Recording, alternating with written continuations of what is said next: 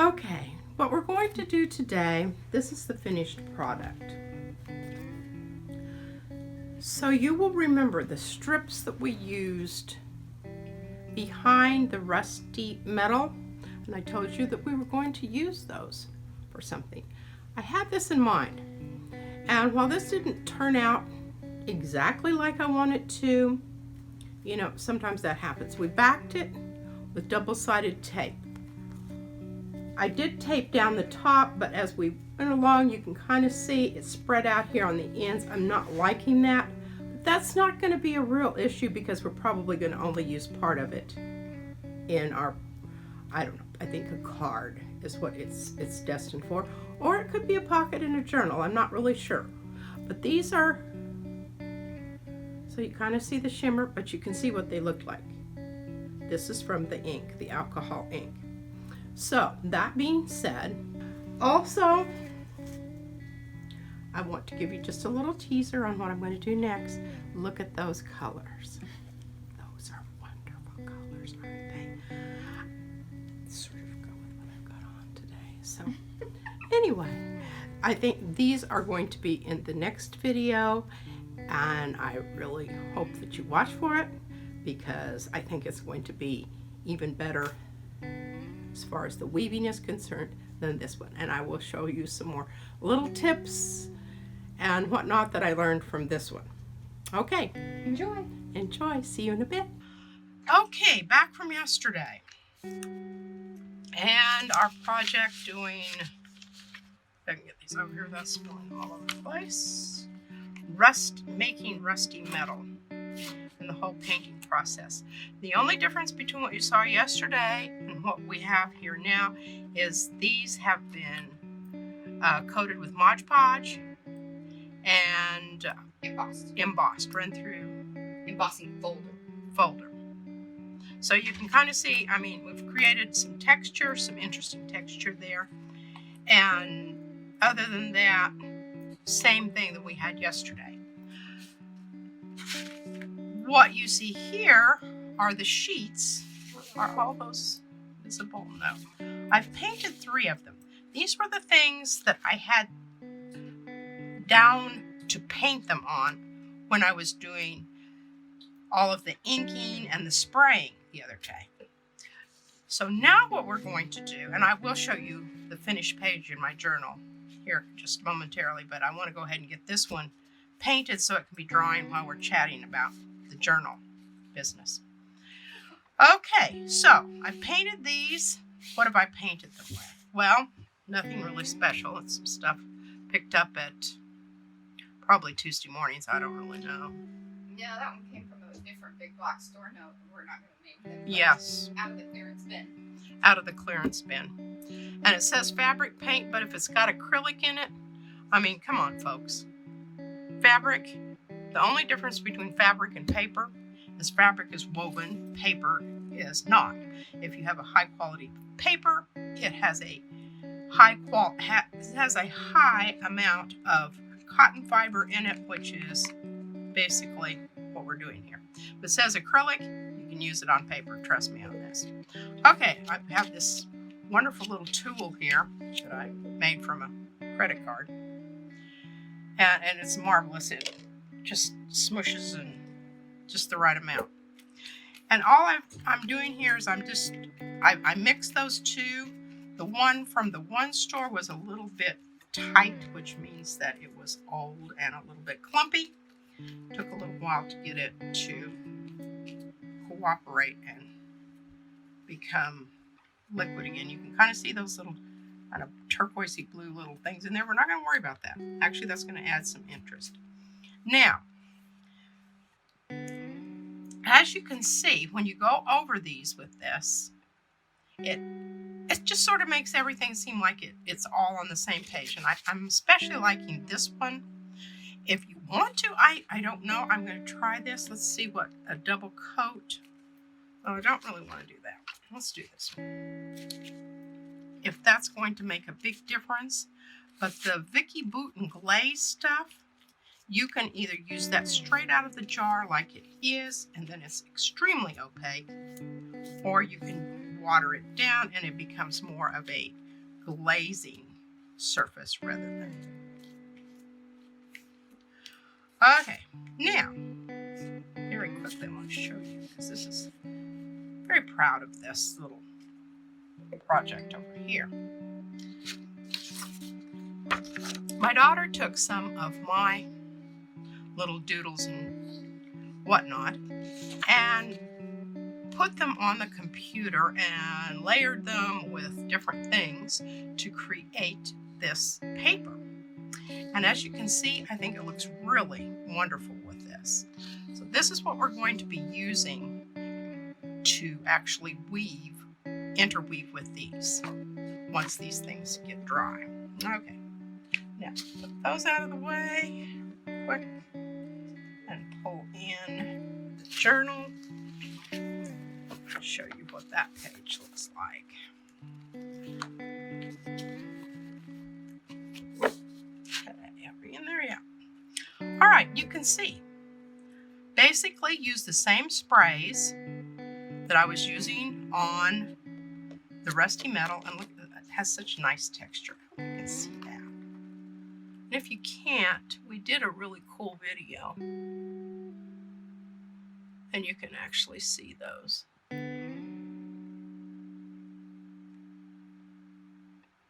Nifty. So this is my journal page, and I'm working on a blog, so I will talk all about it in the blog and about what my thoughts were, etc., etc., etc. Alrighty, now take a little time out here to go ahead and cut these papers into strips, and by then these should be sufficiently, they're already practically dry. That one for sure is. So we can weave this with this, and I think they're going to look marvelous. Okay, back in a sec. I give it a second so it evens out. Try not to be built. There you go. Okay, we're back.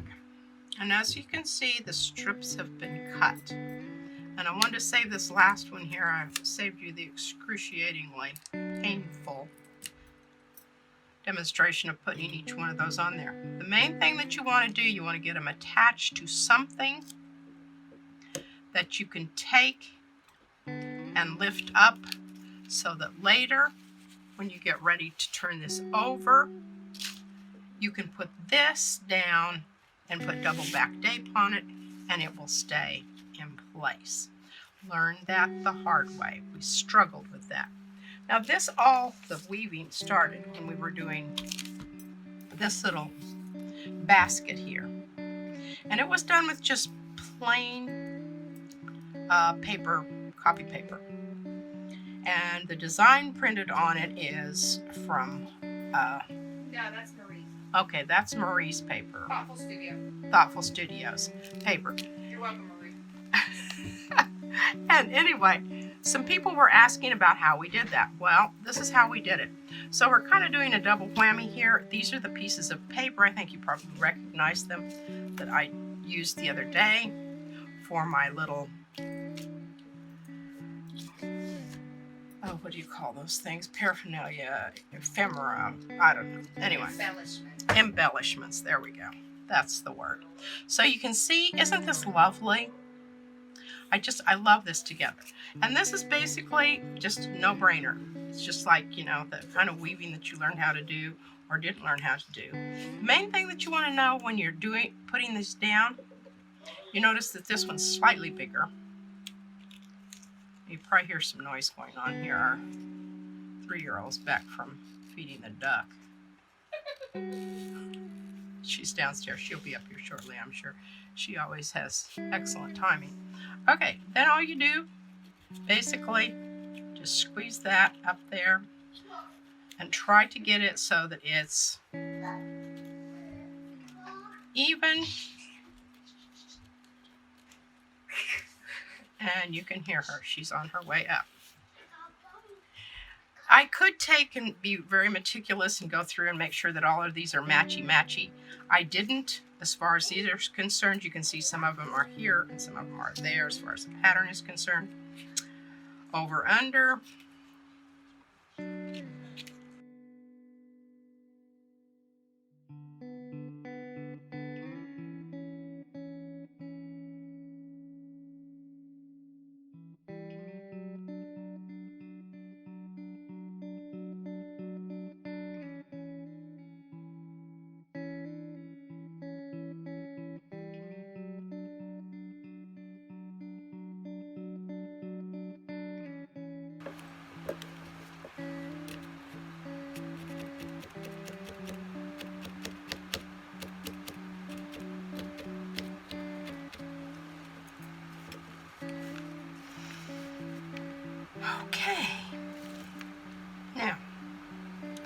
probably have enough room for one more, but I'm not going to do that because I think it's going to be too close to the edge to really have it stay in there anyway. You can see it's just, you know, a little bit off, but that can all be straightened up when you turn it over and actually get the tape on the other side. Which, right now what I'm going to do, and you notice about halfway through I taped my ruler down. That was because it kept scooting, so I highly recommend that you do that. Really makes it a lot easier if this isn't scooting around on you and complicating the whole process here. Now, you want to be kind of careful doing this little turning over here, because if you lose your edges, you're going to have to go through and redo it. And if I were doing this again, I think I would definitely take off one strip here and make this a little bit shorter this way, so I'd have more to work with here on the sides, as you can see. Okay.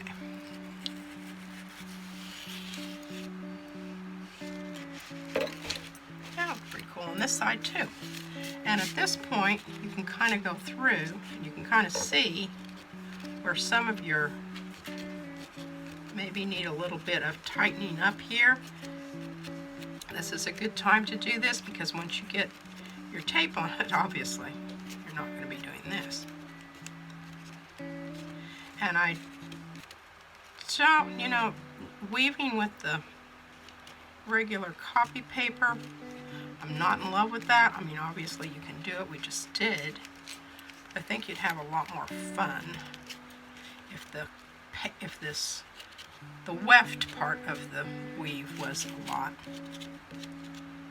I don't know, has a little more tactile strength to it. Does that make sense? Hopefully more like this, because this is wonderful. And also part of my problem here was the warp threads, the gold that I painted, were kind of sticky, and they wanted to grab at it when I was going through there. Okay.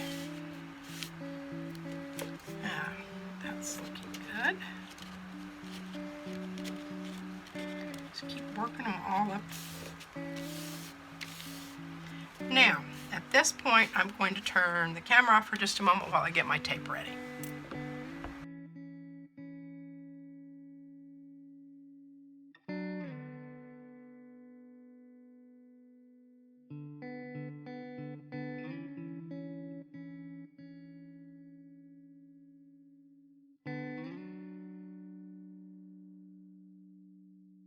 Wonky there. A little wonky there, but I think Overall, I'm pretty pleased with it. How about you?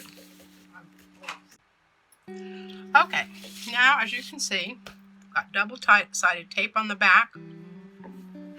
At this point, if you wanted to, you could go ahead and back up with just some regular craft paper. We're not going to do that because we sort of have an idea about where this is going to go, and it's going to go on a card. You will also notice that we're still attached to the ruler. And then there's a reason for that. Because all of these little tabs here, when we actually get ready to put it onto something, this is going to be tucked back under. So you don't really want to do anything with this, because then it limits what you can do and where you can cut it to make it nice and even.